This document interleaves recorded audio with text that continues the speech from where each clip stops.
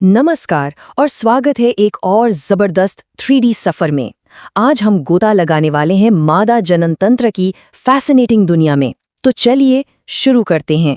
लेकिन एक सेकंड रुकिए, क्या कभी बायोलॉजी के मुश्किल मुश्किल डायग्राम्स और नाम देखकर सर घूम गया है? अक्सर होता है ना? अगर हाँ, तो आज बिल्कुल सही जगह पर आए हैं, क्योंकि आज हम इस टॉपिक को इतने कमाल के 3D तरीके से समझने वाले हैं कि ये हमेशा के लिए दिमाग में छप जाएगा। तो तैयार हो जाइए एक सिनेमैटिक लर्निंग एक्सपीरियंस के लिए। ठीक है, तो सबसे पहला और बेसिक सवाल, ये मादा जनन तंत्र आखिर हमारे शरीर में होता कहाँ पर है? चलिए इसका पता लगाते हैं। देखिए, मादा जनन तंत्र कोई एक अंग नहीं है, ये बहुत सारे खास अंगों का एक ग्रुप है, एक टीम है जो मिलकर प्रजनन यानी रिप्रोडक्शन की प्रक्रिया को मुमकिन बनाती है। अच्छा, हमारे शरीर का जो धड़ वाला हिस्सा है ना, उसे एक बड़ी सी मांसपेशी जिसे डायाफ्राम कहते हैं, वो दो हिस्सों में बांटती है। ऊपर का हिस्सा है वक्ष गुहा, जहां हमारे फेफड़े और दिल रहते हैं, और नीचे वाला है उदर गुहा, जिसमें हमारा पूरा पाचन तंत्र है।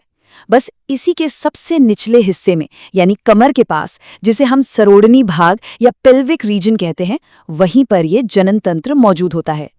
तो अब लोकेशन तो पता चल गई, तो चलिए अब इस सिस्टम के एक एक अंग का 3D टूर शुरू करते हैं। हम हर हिस्से को बहुत करीब से देखेंगे और समझेंगे कि उसका काम क्या है। तो हमारी इस टूर का सबसे पहला पड़ाव है योनि।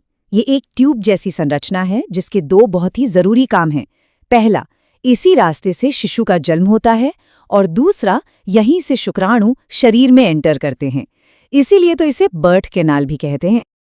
अब योनि से थोड़ा सा ऊपर चलने पर हम पहुंचते हैं गर्भाशय में। ये एक उल्टे नाशपाती की शेप की थैली जैसी संरचना है। इसे आम भाषा में बच्चेदानी भी कहते हैं, और यही वो जादुई जगह है जहां एक नन्ही सी जान पूरे 9 महीने तक पलती और बढ़ती है। गर्भाशय की जो दीवार है ना, वो 3 लेयर्स से बनी होती है। सबसे बाहर वाली पतली लेयर है पेरीमेट्रियम, बीच की मोटी और मस्कुलर लेयर है मायोमेट्रियम, और जो सबसे अंदरूनी परत है वो है एंडोमेट्रियम, जो हर महीने बनती और टूटती है। इसे समझने का एक बहुत ही प्यारा तरीका है। सोचिए, जैसे घर में कोई बहुत खास मेहमान आने वाला हो, तो हम उसके लिए एक नई मुलायम बेडशीट बिछाते हैं, है ना? बिल्कुल वैसे ही गर्भाशय हर महीने एंडोमेट्रियम की एक मोटी परत तैयार करता है, एक तरह का बिस्तर, ताकि अगर भ्रूण आए तो उसे एक सेफ और पोषण से भरा माहौल मिले। और अगर भ्रूण नहीं आता तो ये बेडशीट, मतलब ये परत, टूटकर शरीर से बाहर निकल जाती है। अब गर्भाशय के दोनों तरफ से 2 पतली पतली ट्यूब्स निकलती हैं। इन्हीं कहते हैं फैलोपियन ट्यूब या अंडवाहिनी। ये करीब 10 से 12 सेंटीमीटर लंबी होती हैं। इनका काम है अंडाशय से निकले अंडे को गर्भाशय तक पहुंचाने का रास्ता देना। अंडाणु यहीं आकर शुक्राणु का इंतजार करता है। अब ये सवाल तो बनता है कि वो जादुई पल जब शुक्राणु और अंडाणु का मिलन होता है, एक नए जीवन की शुरुआत होती है, वो आखिर होता कहाँ है? और इसका जवाब है एम्प्यूला। जी हाँ, फैलोपियन ट्यूब का जो सबसे चौड़ा वाला हिस्सा होता है उसे एम्प्यूला कहते हैं, और यही वो एग्जैक्ट लोकेशन है जहां फर्टिलाइजेशन यानी निषेचन की क्रिया होती है। पूरी फैलोपियन ट्यूब के 4 मुख्य भाग हैं। इस्थमस, जो गर्भाशय से जुड़ता है, फिर आता है चौड़ा हिस्सा एम्पुला, जहां फर्टिलाइजेशन होता है। इसके बाद है कीप, जो तेल डालने वाली कुप्पी या फनल जैसा दिखता है, और आखिर में है झालर। ये उंगलियां जैसी होती हैं जो अंडाशय से निकलते ही अंडे को लपक कर ट्यूब के अंदर ले जाती हैं। अब आते हैं इस पूरे सिस्टम के स्टार प्लेयर पर, अंडाशय या ओवरी।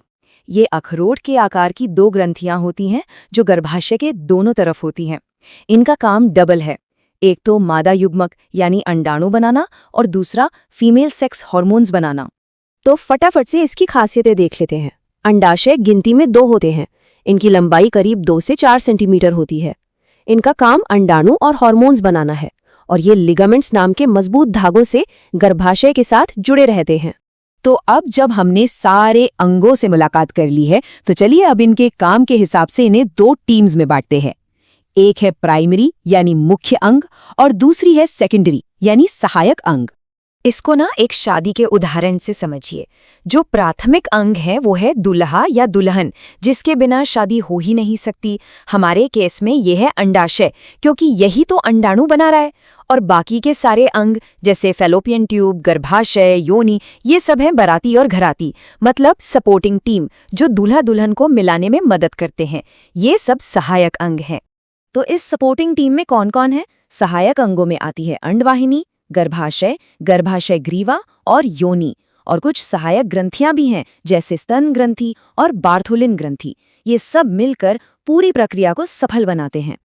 चलिए, तो एक क्विक रिकैप हो जाए। हमने जो भी कुछ सीखा है उसे फटाफट से दोहरा लेते हैं ताकि सब कुछ अच्छे से याद रहे।